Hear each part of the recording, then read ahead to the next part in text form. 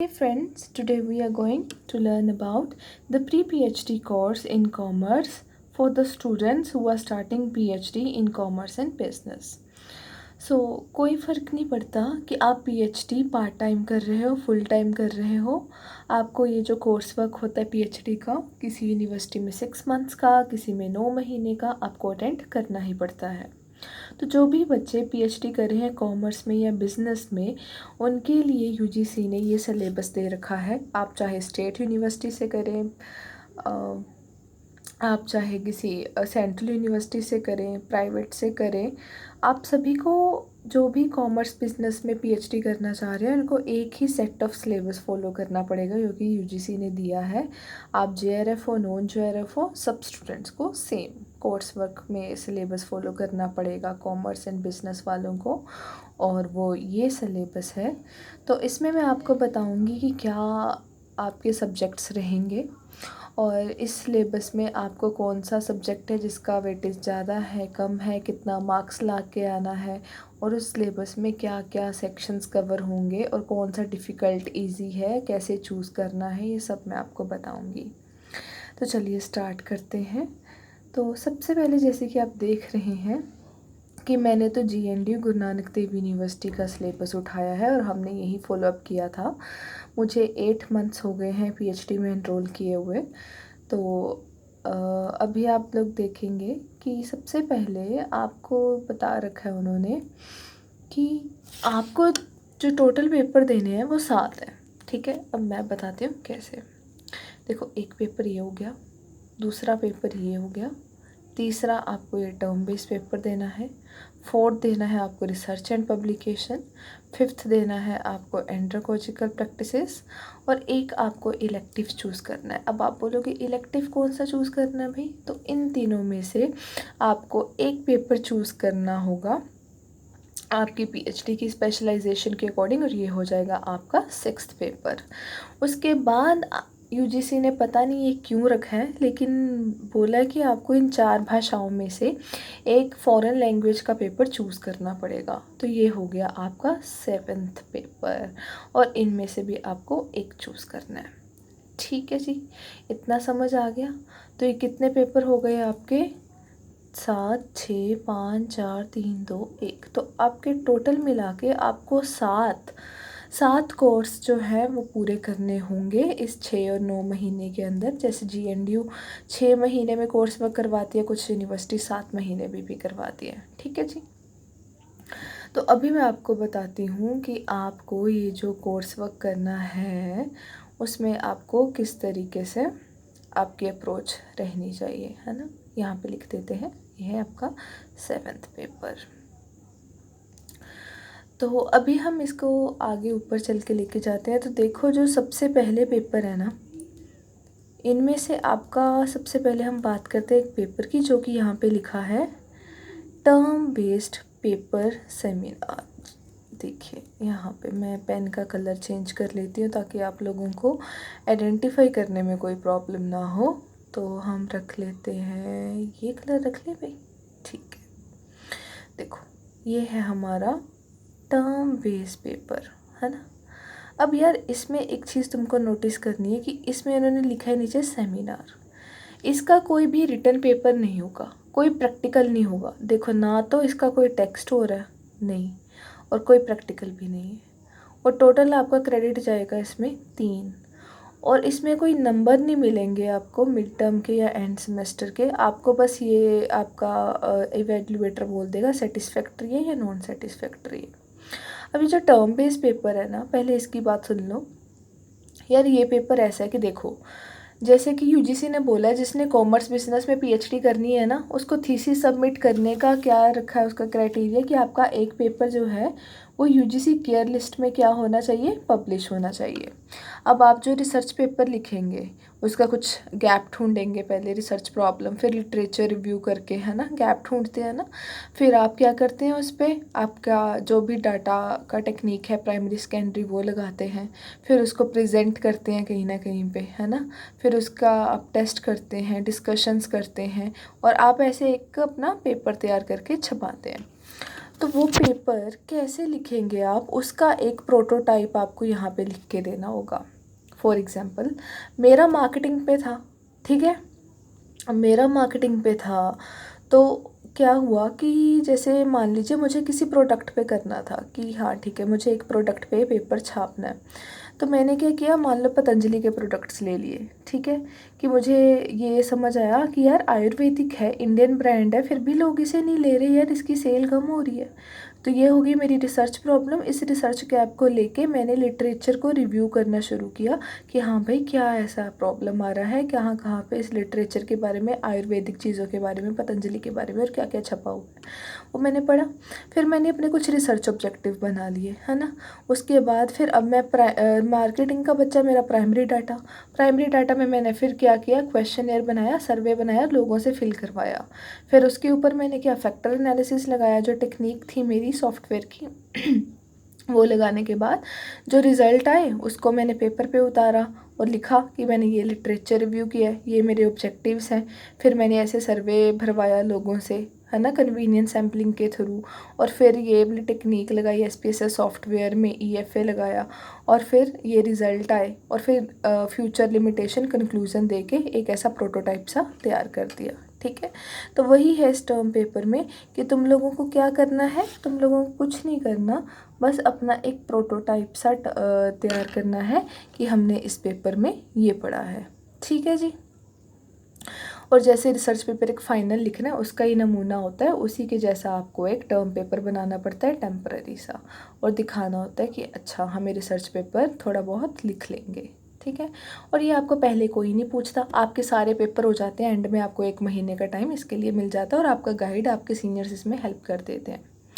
और देखो सबसे पहले जो पेपर होगा आपका वो अब देखो जो टर्म पेपर है इसके नंबर नहीं लगेंगे, इसका बस अनसेटिस्फैक्ट्री होगा, और मोस्टली सेटिस्फैक्ट्री कर देते हैं, उन्हें पता होता है बच्चा नया है उसको क्या आता है। और फर्स्ट है आपका research method in commerce and business. इसमें क्या है, ये रिसर्च मेथडोलॉजी, आपने जब JRF का टेस्ट दिया था UGC नेट का, रिसर्च मेथड्स पढ़े थे ना, ये बस वही है। और इनका टोटल जो वेटेज है वो है 4 नंबर का, देखो 4 नंबर का, 4 क्रेडिट होते हैं इसके, मतलब इम्पॉर्टेंट है, ठीक है। अब देखो, अब इसके 2 पेपर होंगे, एक तुम्हारे प्री बोर्ड जिसे आप मिड सेमेस्टर टर्म एग्ज़ाम बोलते हो, माइनर, और एक होगा मेजर एग्ज़ाम जो 70 नंबर का फाइनल बोर्ड, ठीक है। जो प्री बोर्ड है वो तुम्हारे 30 नंबर का, और जो तुम्हारा फाइनल है वो 70 नंबर का, टोटल 100 नंबर का पेपर एंड में जोड़ देंगे कि तुमने प्री बोर्ड में कितने लिए और तुमने उसमें कितने लिए, फाइनल्स में कितने लिए, ठीक है। तो ये कुछ नहीं है, रिसर्च मेथडोलॉजी है जो आपने JRF में पढ़ी थी कि कौन से रिसर्च मेथड होते, लिटरेचर रिव्यू क्या होता है ना, वो सब इसमें आ जाएगा। सेकंड पेपर आपका होगा contemporary issues in commerce and business. ये क्या है, वो आपने पढ़ा था ना, शेयर मार्केट, फाइनेंशियल इंस्टीट्यूशंस क्या होते हैं, फिर स्टॉक मार्केट क्या होती है, ये सब इसमें ही आएगा कि कंटेम्प्रेरी कॉमर्स में, इकोनॉमिक्स में क्या इश्यूज चल रहे हैं, ये उसके बारे में। ये भी इम्पोर्टेंट है, 4 नंबर का है।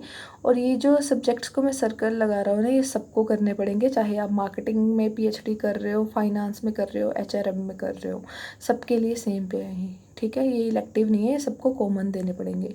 इसका भी 4 का वेटेज है, और इसका भी प्री बोर्ड 30 मार्क का होगा, फाइनल 70 का होगा, और टोटल में 100 में से आपका इवेल्युएट कर दिया जाएगा, दोनों pre board and final board के नंबर जोड़ के। टर्म पेपर सबको करना पड़ेगा, कंपलसरी है, C लिखा है ना, देखो आगे, ये C का मतलब है कि ये क्या है, कंपलसरी है सबके लिए।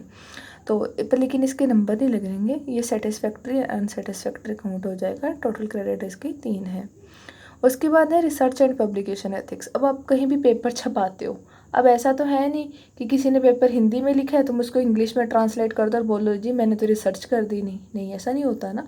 तो ऐसे कुछ एथिकल बने हुए हैं, कोड ऑफ कंडक्ट बने हुए हैं जो कि आपको फॉलो करने होते हैं जब आप रिसर्च कर रहे होते हो, उसके बारे में आपको इस पेपर में पढ़ाया जाएगा। और इसका वेटेज 3 नंबर की रखिए, 3 का क्रेडिट रखा है इसका, और इसका भी सेम फॉर्मेट है 30-70 का, और ये भी सबके लिए कॉमन पेपर है। इन्होंने आई डोंट नो वाई ई लिखा है, लेकिन ये कॉमन है, ये इलेक्टिव नहीं है, सबको पढ़ना ही पड़ेगा। और ये आ गया 5th पेपर आपका जो है एंड्रागोजिकल प्रैक्टिसेस, और इसकी सबसे कम वेटेज रखी है 2 नंबर की इन्होंने। ये भी सबके लिए कॉमन है, क्यों? और इसमें एंड्रागोजिकल में क्या है, आपने जेआरएफ में टीचिंग एप्टीट्यूड पढ़ा था ना, types of teaching, models of teaching, है ना, एसेंशियल्स ऑफ टीचिंग, ये सब वो है, टीचिंग एप्टीट्यूड है ये सारा। इसको भी 30-70 में करके 100 में ले रखा है इन्होंने। तो ये जो आपको मैंने सर्कल्स वाले बताए ना, ये तो आप सभी को देने ही पड़ेंगे। और ये 4 पेपर जो हैं ये आपके क्या है, रिटन में होंगे, इनका कोई प्रैक्टिकल नहीं है, रिटन में होंगे। और इनका चारों पेपरों का प्री बोर्ड भी होगा एंड फाइनल बोर्ड भी होगा, और 100 में से नंबर लगेंगे। एक टर्म पेपर है जिसके मार्क्स नहीं अनसेटिस्फैक्ट्री है। और इन चारों पेपरों का pre board and final board है। टर्म पेपर का फाइनल बोर्ड के बाद सिर्फ एक ही पेपर मांगेंगे आपसे, और वो भी 1 महीने का टाइम आराम से मिल जाता है। एंड इसके बाद आपको जो आपका पेपर देना है, कौन सा पेपर, ये इलेक्टिव कोर्स वाला, ठीक है। ये जो इलेक्टिव कोर्स वाला आपको पेपर देना है ना, इसमें आपको एक चूज़ करना पड़ेगा। अब कौन सा चूज़ करना पड़ेगा वो मैं आपको बता दूँ कि यार देखो, ये जो इलेक्टिव वाला आपका है ये आपका कौन सा है, पीएचडी स्पेसिफिक है। मतलब आप पीएचडी जिस विषय में कर रहे हैं आपको वही इलेक्टिव चूज़ करना है, अपने अकॉर्डिंग आप चूज़ कर सकते हैं, ठीक है। वो कैसे, अब देखो नीचे आ जाओ। Note students are required to opt one from the following specialization, कि आपको ना इन जो 3 सब्जेक्ट है, जैसे मेरा मार्केटिंग है तो डेफिनेटली मेरा ये रहेगा। आपका कौन सा है, अकाउंट एंड फाइनेंस है तो आप इसे चूज़ करेंगे। कोई एचआरएम में कर रहा है ह्यूमन रिसोर्स में, वो इसको इलेक्टिव लेगा। तो आप जिस पीएचडी में स्पेसिफिक हो रहे हैं, अपनी स्ट्रीम में स्पेसिफिक हो रहे हैं, आपको एक इलेक्टिव पेपर इसमें से चूज़ करना पड़ेगा, ठीक है। मार्केटिंग वाले मार्केटिंग, एचआरएम वाले एचआरएम, और अकाउंट एंड फाइनेंस वाले अकाउंट एंड फाइनेंस। सेम है, देखिए क्रेडिट स्कोर सबका सेम जाएगा 4-4, और सेम फॉर्मेट है। देखिए जैसे पहले था, pre board and final board and 100 में से इवैल्यूएशन है। और जो आपका एक पेपर है, 7वां पेपर जिसे हम बोल सकते हैं, वो लिया है यूजीसी ने एक फ़ॉरेन लैंग्वेज का, कि आपको एक फ़ॉरेन लैंग्वेज चूज़ करनी पड़ेगी। मैं रिकमेंडेशन दूँ, सबसे इजी है फ्रेंच, इस सबसे पहले सीट इसमें भरती है। तो अगर आप लोगों के पास ये पोर्टल खुलता है, सबसे पहले रजिस्टर करो, क्योंकि मुझे यही वहम हो गया था यार, मैं तो यूजीसी का बच्चा हूँ, मुझे तो करेंगे नहीं ये लोग कि फ़ॉरेन लैंग्वेज लो, फ़ॉरेन लैंग्वेज का मेरे में क्या काम। ये तो मुझे भी नहीं अभी तक लॉजिक समझ आया, लेकिन अगर इन्होंने डाला तो आपको चूज़ तो करना पड़ेगा। तो गो फॉर फ्रेंच। उसके बाद अगर नहीं मिलती तो गो फॉर जर्मन, और फिर आप रशियन के लिए जा सकते हैं। सबसे डिफ़िकल्ट है चाइनीज़, कोशिश करो कि ये अवॉइड हो, आपको नहीं लेनी पड़े। और हम इसमें फंस गए थे, क्योंकि इसका कोई भी ग्रामेटिकल रूल नहीं होता, ये सिर्फ़ और सिर्फ टोनल लैंग्वेज है, टोन से समझनी पड़ेगी, बहुत मुश्किल है, ठीक है। ऐसा भी नहीं है कि नहीं होती है, सिर्फ तुम्हें बोलना चालना, थोड़ा फॉर्मेलिटी का पेपर है। देखो ना, 2 क्रेडिट तो हैं सारे इसके। और इसका कोई प्री बोर्ड नहीं होता, इसका फाइनल में 1 ही मार्क का पेपर होगा, वो होगा आपका 50 नंबर का, ठीक है।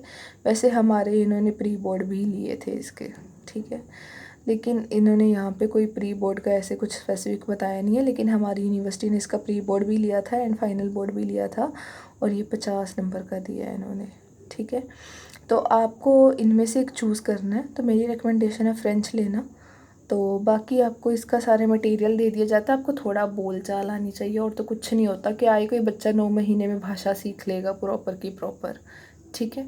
तो ये हो गया आपका टोटल। अब मैं मोटे मोटे पेपर बता दूँ आपको जिसके नंबर काउंट होंगे। यहाँ पे मैं पेन की वो इंक चेंज कर रही हूँ, रेड पेन ले लिया मैंने। तो देखो, एक पेपर तो तुम्हारा ये हो गया, एक पेपर।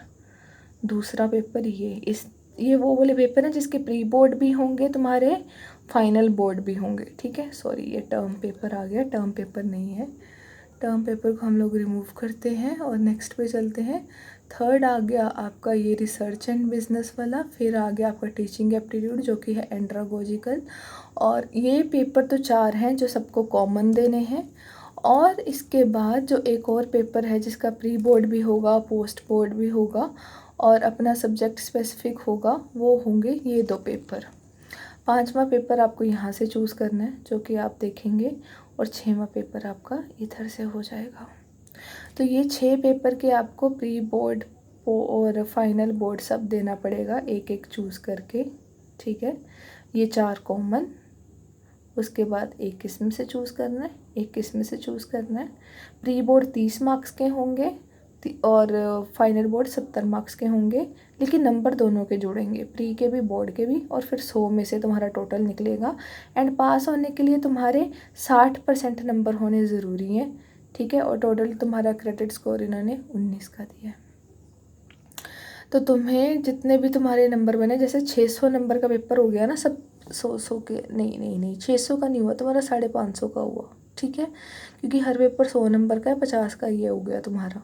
550 में से तुम्हारे 60% नंबर आ जाते तो तुम प्री PhD कोर्स में पास आउट माने जाते। वैसे पास कर देते हैं वो, लेकिन फिर भी इतना लाइटली नहीं लेना, शीट खाली छोड़ के आ जाओ, कुछ ना लिखा हो, ठीक है। और जो तुम्हारा एक ये पेपर है, कौन सा वाला, मैं हाईलाइट कर रही हूँ इसको, ये टर्म पेपर वाला। तो ये जो तुम्हारा टर्म पेपर है, इसमें ये तुमको कौन सा होगा, सेटिस्फैक्ट्री या फिर अनसेटिस्फैक्ट्री, ठीक है। इसका कोई नंबर नहीं होगा। और जब तुम्हारे प्री बोर्ड फाइनल बोर्ड सारे हो जाएंगे, तुमको एंड में ये लोग टाइम दे देंगे कि 1 महीने का, कि हमें रिसर्च पेपर बना के दे दो, ठीक है। तो अपना टॉपिक पहले से सोच लेना, थोड़ा थोड़ा लिटरेचर रिव्यू करते रहना।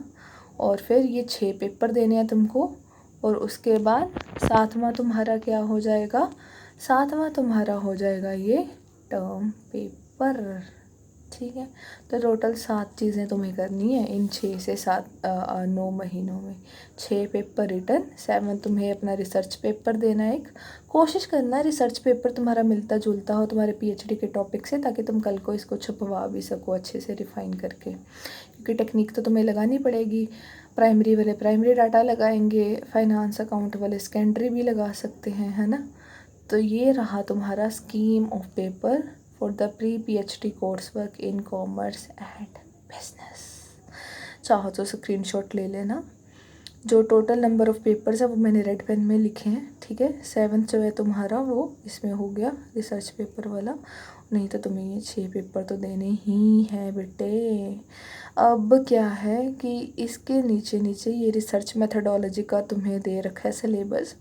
मैं 1 बाय 1 आपको सारा कवर करवाऊंगी कि देखो सेक्शन 1 में क्या है, B में क्या है, C में क्या है।